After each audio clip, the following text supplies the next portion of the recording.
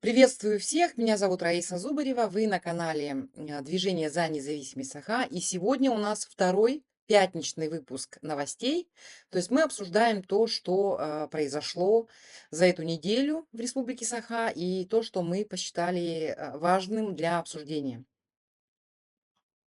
Первая новость, о которой я вам сейчас хочу рассказать, это повышение тарифов на проезд в городском транспорте в городе Якутске. С 1 апреля в Якутске ожидается повышение тарифов на проезд в маршрутных автобусах. По предварительным данным, стоимость проезда вырастет на 16,6%. Новые тарифы будут утверждены на этой неделе, сообщил мэр города Евгений Григорьев. По словам Григорьева, основными причинами повышения цен стали рост цен на горюче-смазочные материалы и запчасти, а также необходимость обновления технического парка для городских перевозок. Мэр отметил, что это решение также направлено на повышение заработной платы водителей автобусов, чтобы их доходы соответствовали уровню инфляции. То, что они говорят, что повышение проезда связано с повышением тарифов на горюче-смазочные материалы, это, конечно же, на самом деле неправда. Официальные лица, вот я читаю, да, Эдуард Садовников, начальник департамента дорожной инфраструктуры и транспорта, он говорит, что новые тарифы направлены на улучшение качества транспортных услуг в городе и помогут в развитии транспортной инфраструктуры. Давайте мы с вами вот на эту фотографию посмотрим. Вот эта вот фотография, которую вы сейчас видите на своих экранах, это фотография того состояния, в котором находится наше автодорожное, автотранспортное предприятие. Вот в таких условиях жители города Якутска и жители, скорее всего, других городов, таких как Нерюнгри, Мирный, Алдан, Ленск, они вынуждены ездить вот в таких вот ужасающих условиях. Ни в одной стране Европы вы такого не увидите. И, скорее всего, вы такого не увидите ни в одном крупном городе Российской Федерации. Вот этот поролон, куда водители складывают свои копейки, вот эти грязные салоны автобусов, вы такого точно не увидите ни в одном крупном городе Российской Федерации и ни в одном городе Европы, ни в одном городе цивилизованного государства. Скорее всего, это все связано с повышающейся инфляцией. Галопирующая инфляция, мы знаем, она сейчас уже больше 20% в этом государстве, да, которое называется Россия. И, конечно же, они пытаются подогнать цены на проезд под эту инфляцию. Водители получают меньше, директора вот этих вот предприятий прокладок между горожанами, допустим, Якутска и мэрией тоже получают меньше денег, да, и все это планируется, вся эта недостача планируется изыматься из карманов горожан. Вообще стоит давным-давно поставить вопрос ребром. Почему между горожанами и мэрией города Якутска есть такая прокладка, как Союз Авто? Почему у города Якутска нет своего автотранспортного предприятия, которое бы занималось перевозкой, грузоперевозкой, перевозкой пассажиров, не, ну, без всяких таких прокладок типа Союза Авто? Для чего это нужно было? Почему, такое состояние длится с конца 90-х годов? Очень интересно. Кто на этом обогащается? Какой процент с этого имеет мэрия? Далее возникает вопрос, почему все платежи непрозрачные? Сколько процентов уходит городу, непонятно, да? Сколько из этих денег, которые платят горожане, остается у предпринимателей, которые совершают грузоперевозки, тоже неизвестно. Дальше информация о том, что какой-то процент себе забирает Алмаз-Эргиенбанк, банк жены Айсена Николаева. Это тот вопрос, который горожане должны задавать мэру Якутска, администрации города Якутска. Далее, почему вопрос о повышении цен не обсуждался с горожанами? Следующий, да, тоже вопрос. На самом деле это очень легко можно было бы сделать, так же, как, допустим, вопрос с переездом детской школы искусств. Общественность должна, поскольку эта услуга предоставляется общественности города Якутска, она вообще на самом деле должна была принимать участие.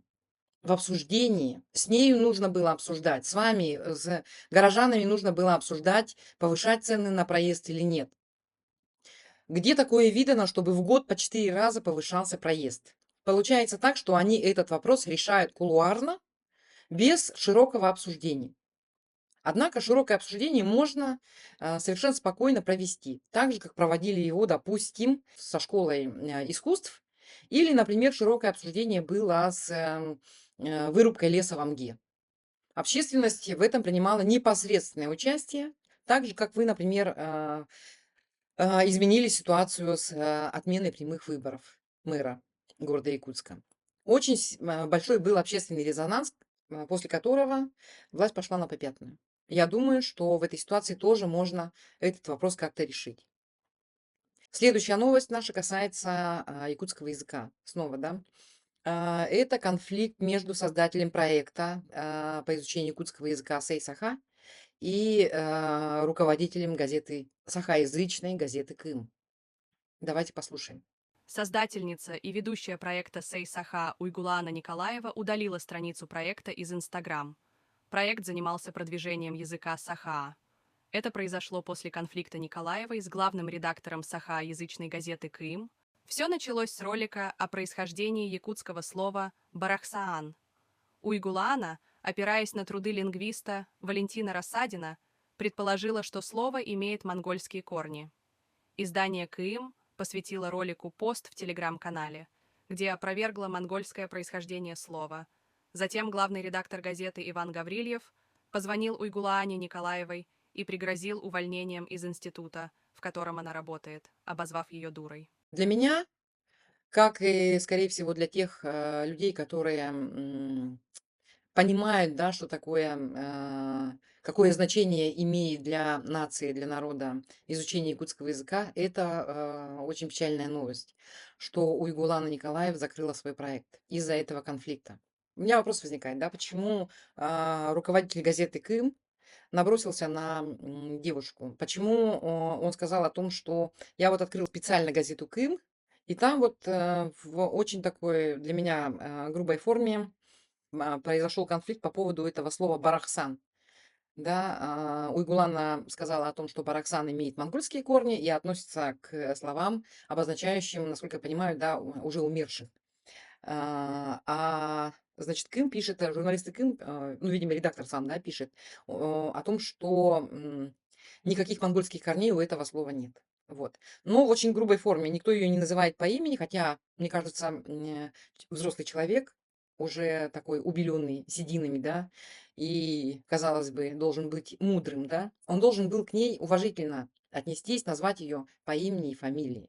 Вот, а он ее называет Эдеркыс, называют её Букыс, Кыс. Поэтому для меня, конечно же, это очень не очень хорошая новость.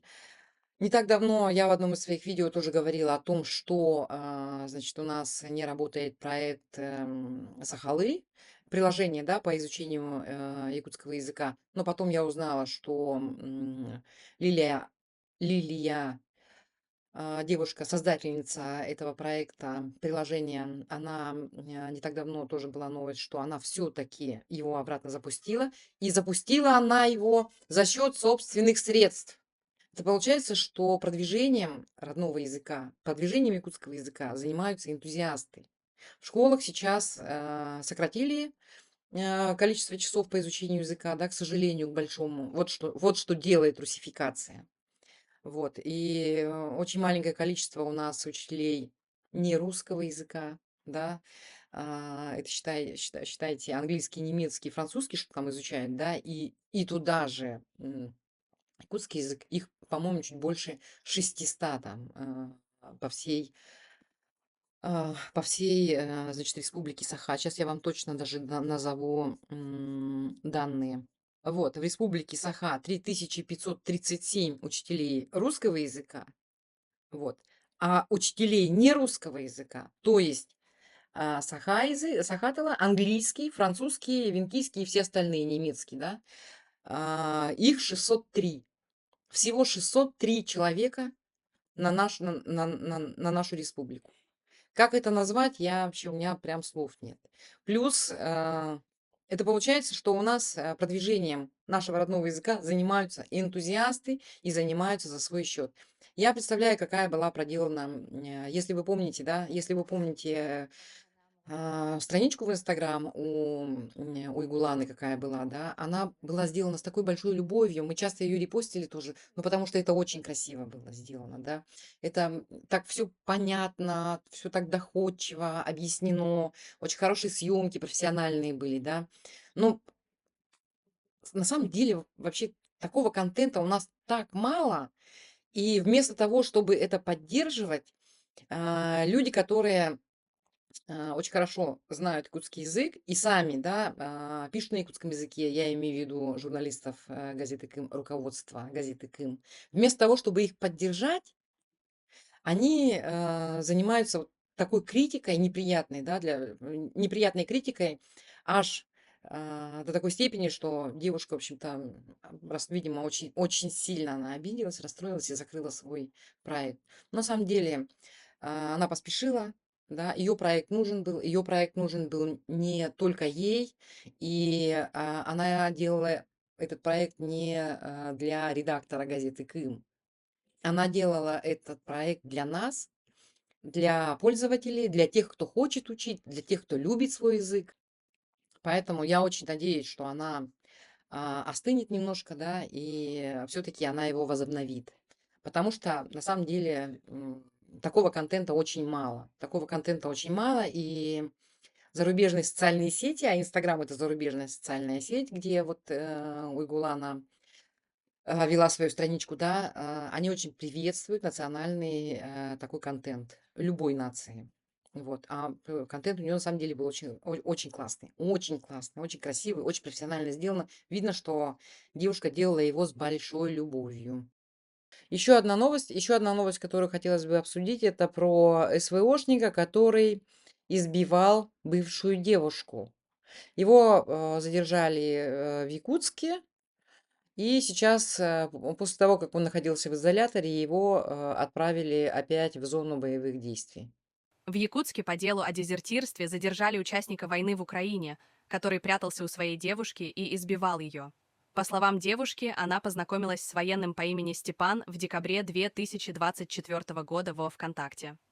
Он не сказал, что был в розыске, и после месяца переписки переехал к ней жить. В конце января девушке позвонили из уголовного розыска и спросили о военном. Оказалось, что тот в августе-сентябре 2024 года должен был вернуться на СВО с отпуска, но не вернулся. Он меня запугивал угрозами, что убьет моего отчима и закажет брата, если я сдам его военной полиции. Мне он тоже угрожал расправой, рассказала девушка журналистам. 20 марта девушка сбежала к подруге, а военный украл 140 тысяч рублей из квартиры и скрылся. Его задержали в Якутске. Пострадавшая рассказала, что военного поместили в изолятор для самовольно оставивших части, но он продолжил слать ей угрозы. На данный момент мужчина отправлен в зону боевых действий. Ну, что сказать, таких случаев будет все больше. На самом деле, то, что он дезертировал, не хотел возвращаться, то, что человек не хотел возвращаться на войну, это нормально. Единственное, в этой ситуации отвратительно, что он избивал, но это, скорее всего, посттравматический синдром, может быть, да. Человек, который побывал на войне, который видел все эти ужасы, он, конечно же, с нормальной психикой оттуда не приедет, не вернется. А сколько нам нужно будет приготовиться, потому что огромное количество скоро их поедет домой. Вот таких вот психически больных, на самом деле, людей, да. Если ты видишь, неудивительно, да, если ты видишь ежедневно горы смерть, горы трупов, всю эту грязь, всю эту вонь, конечно же, ты не только будешь там девушек бить, да. Очень часто мы слышали, были такие случаи, когда они вообще убивают друг друга. И друг друга убивают, и жен своих убивают, и невест своих убивают, и собутыльников своих убивают. Да, помните, в начале войны летом произошел такой случай, когда вернувшиеся с войны люди убили и расчленили такого же их, значит, СВОшника. Того, кто вернулся, по-моему, была такая жуткая в якутске история произошла. Вот, таких будет все больше. Случаев, когда они будут нападать на людей безо всякой причины, тоже будет больше. Случаи, когда они будут резать, стрелять и угрожать, на самом деле будет очень много. А, ну, ничего удивительного в этом нет. Всем приготовиться называется. А таких будет не 1 000. К нам только в Республику Саха вернется не 1 000 вот таких вот сумасшедших больных после войны. Все эти люди, ну, не только инвалиды, да, еще приедут же нормальные, здоровые физические мужики. Те люди, которые умеют держать в руках оружие. С ними никто не проводит реабилитации. С ними никто не отрабатывает вот эти их посттравматические синдромы, панические атаки. Никто их таблетками кормить не будет. Их вот так отпустят в общество, и все. И они будут жить среди нас. И неизвестно, когда у кого случится очередная паническая атака. Неизвестно, когда у кого случится там, я не знаю, какие-нибудь галлюцинации не начнутся. И он не начнет бегать с ножами и с ружьями по, значит, общественным местам, по людным, да? Отвратительная вообще ситуация. Что нас ждет, это, конечно же, только остается вот посочувствовать людям. Что у нас с ЕРПНД происходит? Как у нас там люди содержатся? Сколько там вообще мест? Подумало ли руководство республики о том, куда их всех девать будет потом, этих сумасшедших? Помните, раньше бомжей на хатыстах вывозили? Может быть, их тоже будут всех отлавливать и на хатыстах вывозить? Ну, это, конечно, очень плохо, да? Но, я так полагаю, никто им не будет оказывать никакой медицинской помощи. Никто. Вот, и будут они у нас вот так или в тюрьмах сидеть, возвращаться в тюрьмы, да, или они вот будут, ну, вообще не знаю, среди нас жить, жить среди людей и каждый раз хвататься за нож и каждый раз хвататься за оружие. Даже я не представляю, что ждет нас. Всех этих людей, на мой взгляд, нужно лечить. Все эти люди должны пройти очень хорошую психологическую реабилитацию. Они все должны, а, не знаю, пить таблетки, да. Их всех нам нужно будет лечить. Следующая новость у нас о Саше Александровой. Журналист Саша Александрова, задержанная на минувшей неделе по уголовному делу об оправдании терроризма, все еще находится в СИЗО. По данным Якутия-Инфо, адвоката Александровой нашли. Как сообщил источник, это ее знакомый юрист. Это более-менее оптимистичное развитие событий для нее, чем если бы это был госзащитник. Дела по 205 статье Уголовного кодекса Российской Федерации рассматривают военные гарнизонные суды. По нашим данным, уголовное дело Саши Александровой может быть передано в Хабаровский военный гарнизонный суд. Вероятно, судить журналиста будут за пределами республики. Сейчас известно, да, стало известно, что Саше нашли адвоката, и этот адвокат ну, это не назначенный, не государственный защитник, да, это адвокат частный. Вот, насколько платный или не платный, не сообщается, но частный адвокат лучше, чем государственный адвокат. Почему? Потому что он может поработать, да, он на самом деле может работать, не будет отбывать повинность, да, как бы это сделал государственный адвокат, вот, на самом деле будет работать. Давайте не будем говорить о том, что система правосудия, она как раз-таки не правосудная, да, в Российской Федерации. Суды это не то место, где вершится правосудие в данный момент в Российской Федерации. Ничего ждать хорошего от судов нам не надо. Это будет не суд, скорее всего, это будет судилище. И во многом все будет зависеть сейчас, в этом случае, в случае с Сашей, от работы адвоката.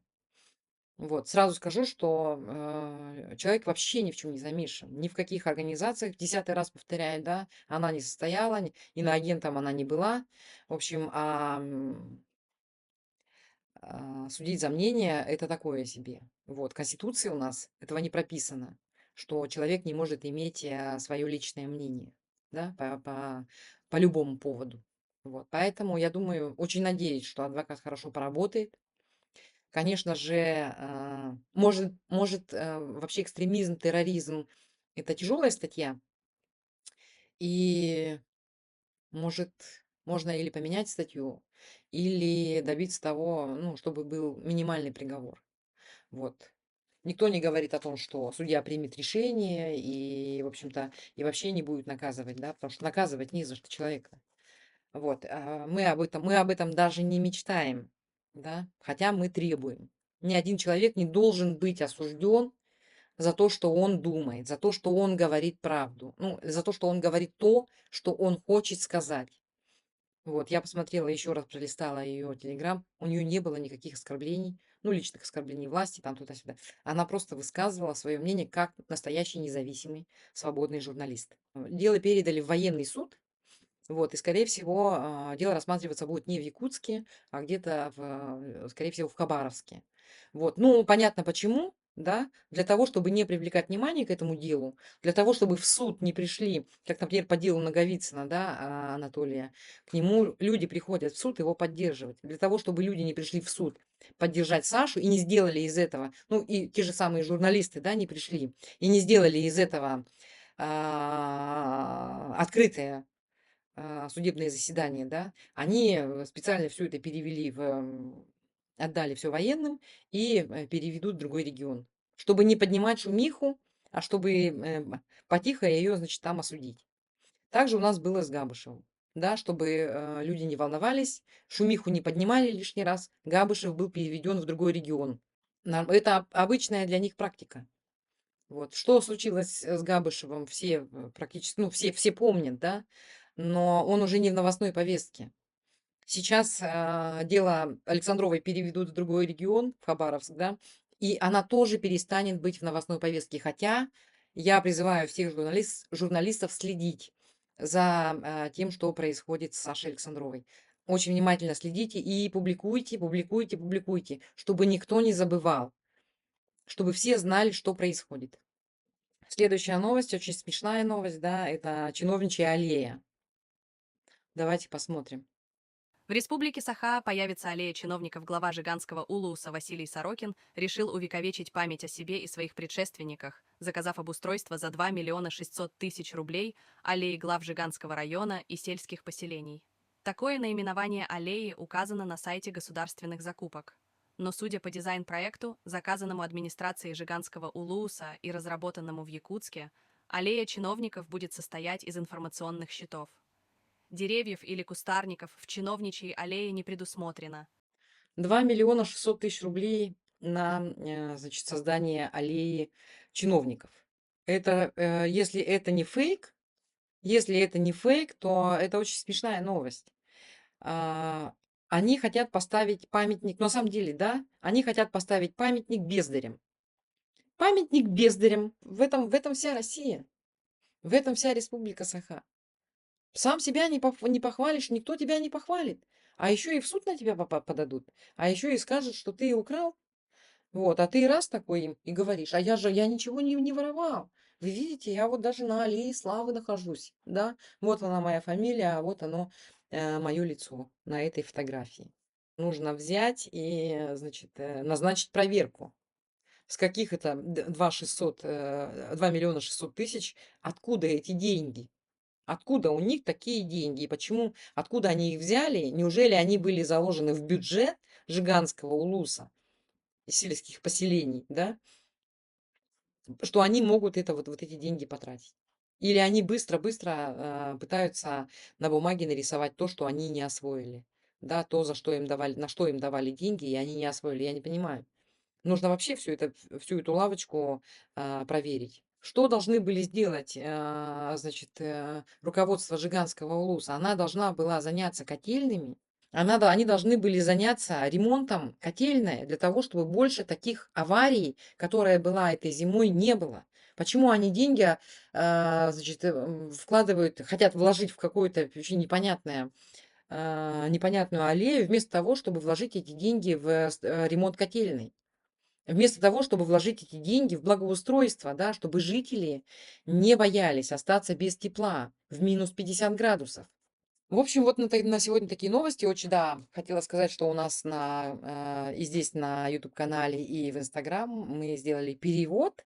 Было очень интересно посмотреть, как это будет, какой перевод у известного, значит, тюркского хита "Хомай". И, по-моему, получилось не очень, неплохо. К сожалению, вот видео девушки, мы взяли видео вообще из интернета, да, кто это снимал, к сожалению, мы не знаем. Если вы скажете, чьи это съемки, мы укажем авторство, да. Но сейчас вам предлагаю, ознакомиться с этим видео. Оно классное. Вот. Башкирский язык, песня с башкирского языка у нас переведена на якутский язык. Вот. Ну, субтитры там поставили. Очень смотрите, очень классно, очень классно. Все, всем пока, до следующей пятницы.